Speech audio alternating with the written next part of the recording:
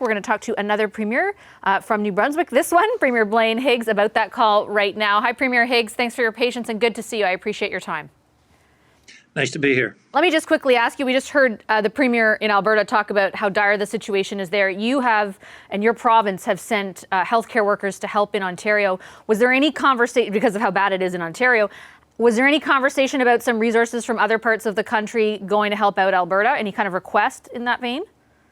Well, I think that certainly Premier Ford, appreciated any support that he can get at this time, and we're glad to be able to help in some small way, as would every province be. I think the biggest question and challenge and what he was putting forward is the need to lock down his province, and the need for federal help to do that. So certainly the provincial and state borders, and then the air travel into Pearson. It's we've seen it from other countries and places that have been hit hard, like certainly what's happening in Ontario, and it's almost a complete lockdown for this 2 week, as affectionately known as a circuit breaker, that gets things back on track. So certainly that was the basis of certainly the discussion or the plea that we would see coming from Ontario and Premier Ford, and well justified. So I certainly supported the lockdown. We've been doing that for some time in relation to border protection. Yeah, let me ask you a bit more about the conversation where borders go, because my understanding is that there was going to be, at least on the agenda, interprovincial borders, but also borders elsewhere, and as you said, the international border and measures taken there.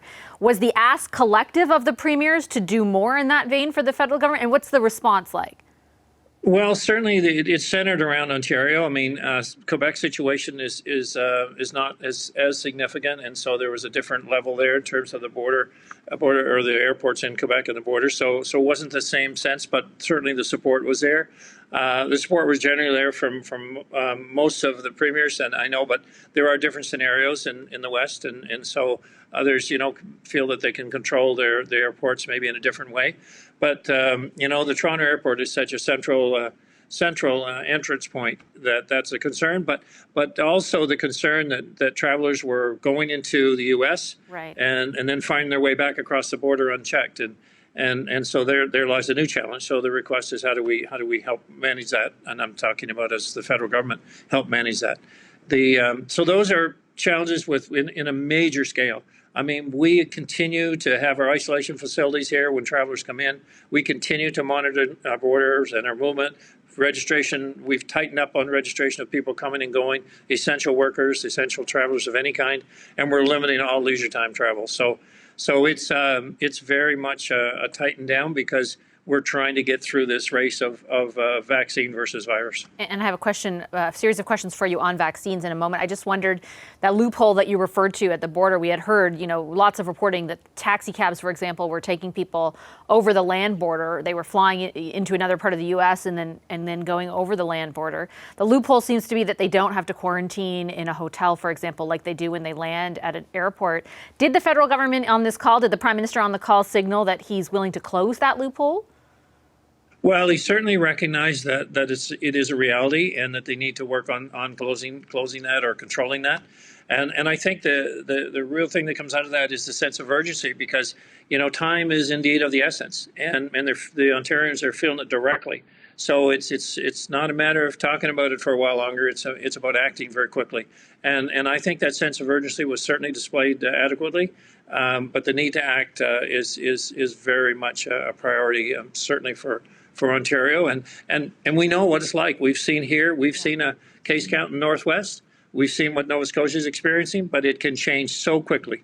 And that's all of our concerns. I think following the last call, you and I were talking about vaccines and the supply of vaccines and whether there might be something in the works with the United States. Since then, the president there has said, hey, we're gonna get rid of our stockpile of AstraZeneca. Any word from the Prime Minister about whether Canadians will benefit from that, New Brunswickers will?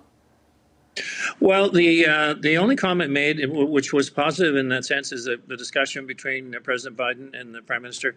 And it was in relation to the fact that he is looking, I'm talking about President Biden, looking very favorably at certainly Canada as being a primary destination for excess vaccines, and that they expect to hear, well, he didn't put a timeline on it, but they did make it very real that, yes, we expect to get more, and the U.S. would be certainly providing that additional source. But we've had an increase. We're going to be doubling our vaccines that are available to us starting the 1st of May. Yeah. And what does that mean for the timeline in your province? Well, it basically would see us probably moving ahead by about 2 weeks. We were looking at towards the end of June. Now we're kind of getting in that same position, but maybe even more than that, 2 to 3 weeks. So we are indeed looking at summer in New Brunswick, and I think across the country with this increase in vaccines that everyone is experiencing, we could vaccinate double our rate if we had them. But we're thankful for what we do have, and so I'm encouraging people to just stay vigilant. We're tightening down even further just to say, hang on here, because we want summer back in New Brunswick. You know that every time you're on, we ask about the Atlantic bubble because so many of our viewers are interested. What a difference a few weeks can make, especially in some of your neighboring provinces. Are you even willing to put a timeline on when that bubble might come back? Well, I think at this point we'd have to say that let's hope it's all back by July 1st. But it's we have seen, as happened in Newfoundland back several months ago, how quickly it came up and down. Nova Scotia have gone through massive testing throughout their province. They've locked down the entire province. Mm-hmm. So their situation, could come up and down within a span of 2 to 3 weeks.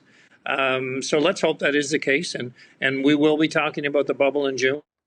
And maybe, so in that point, a little bit further ahead than July 1st. Okay. Thanks, Premier Higgs. Pleasure to see you as always. Appreciate your time. Nice to talk to you as well, Vashi. Thank you. Blaine Higgs is the Premier of New Brunswick. Hi, I'm Vashi Capellos, host of Power in Politics. See more of our show by subscribing to the CBC News channel or click the link for another video.